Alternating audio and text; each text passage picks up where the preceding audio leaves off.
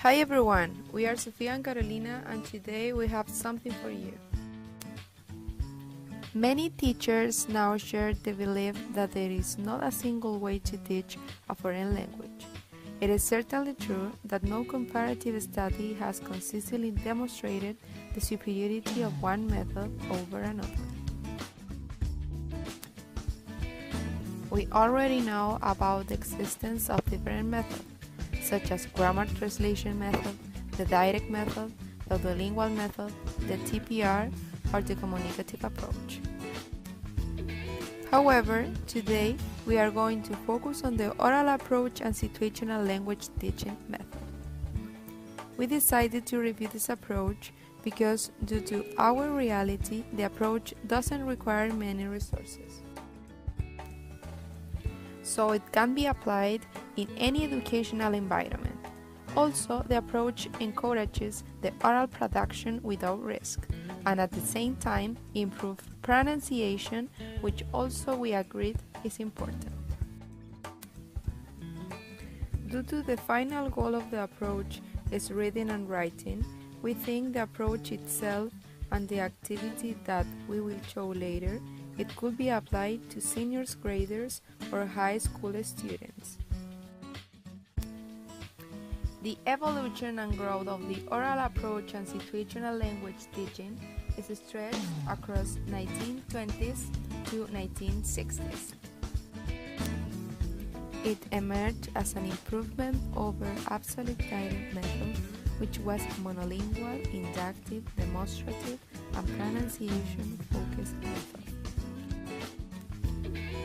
In 1920s and 1930s, the focus area of English language investigation was vocabulary for reading proficiency and developing teaching materials. The founders of the oral approach and situational language teaching method were Harold Palmer, Hornby, and Michael West. During his stay in Japan, Harold Palmer tried to teach grammar through oral approach.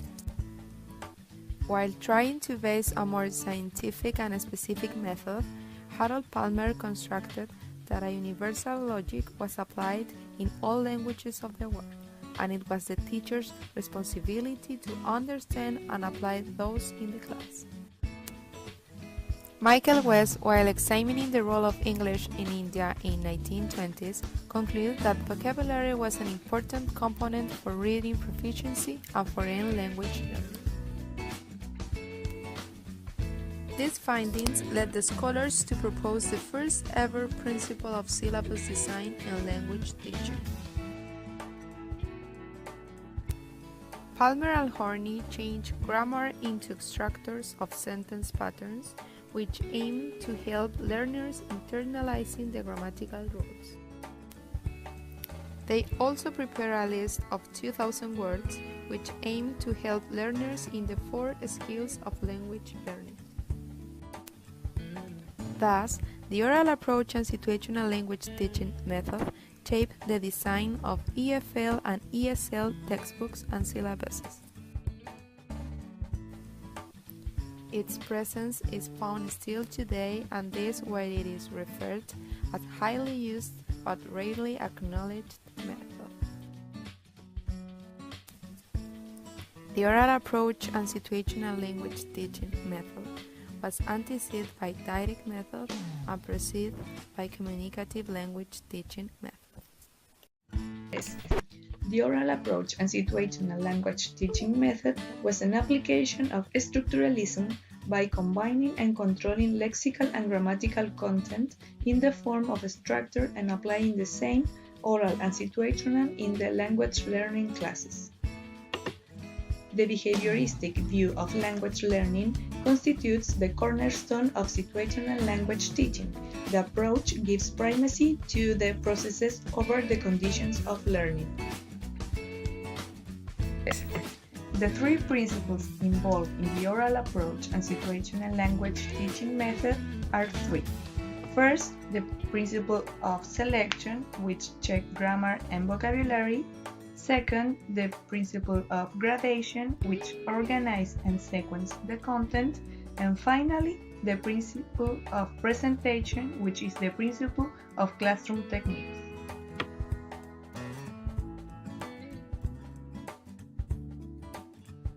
This approach focuses on vocabulary and grammar control. Vocabulary was seen as an essential component for reading proficiency. The second emphasis was on reading skills, and also the interest was focused on the grammatical content of a language course.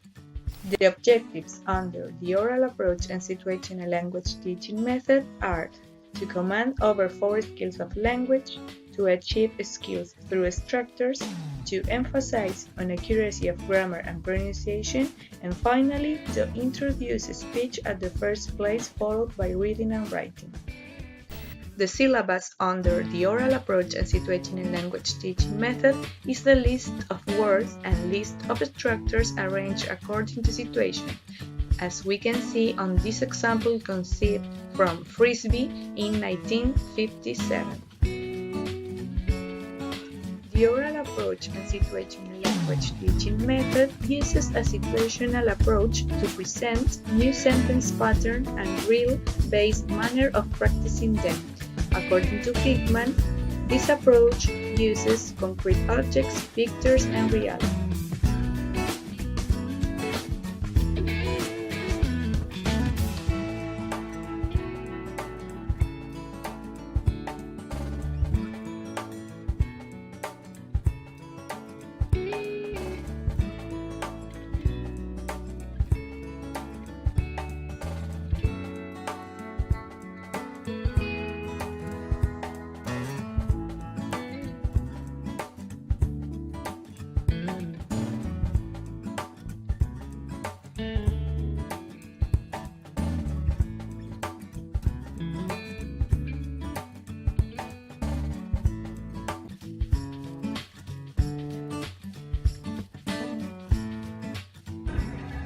Repeat after me. There is a bottle on the back. There is a button on the back. There is a pencil on the back. There is a pencil on the back. There is a pencil case on the back. There is a pencil case on the back. The learner's role. Initially, the learner has to listen and repeat what teacher is saying. He has to respond the question asked by the teacher. The learner has to situationalize the structure and meaning. The class is teacher controlled, and hence the learner has to do chorus repetition, dictations, drills, oral-based reading, and writing exercise, peer practices, and group works. The teacher's role. 1. The method leads to threefold activity for a teacher setting the stage for a new structure, presenting the model structure, and finally drilling and correction. 2. The teacher strictly checks the pronunciation, grammar, and structural errors during drilling. 3.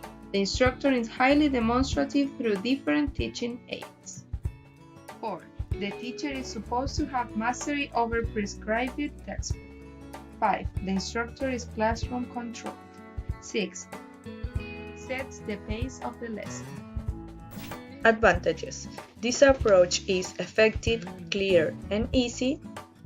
And on the other hand, the disadvantages are that it's difficult to present and the teacher's role could be boring. Okay guys, repeat after me. Swimming, Swimming, acting, acting, football, football, dancing, dancing, acting. acting. Okay, now, I like swimming. I like swimming. I like play football. I like play football. I like acting.